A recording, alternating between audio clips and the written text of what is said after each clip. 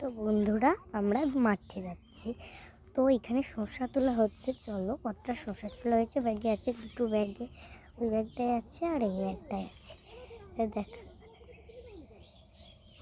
শসা, একটা শসা তুলে দেখাচ্ছি তোমাদের।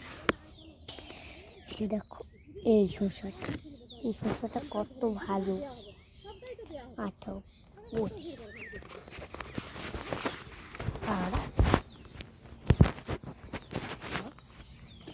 আমাদের শসা দেখাচ্ছি কত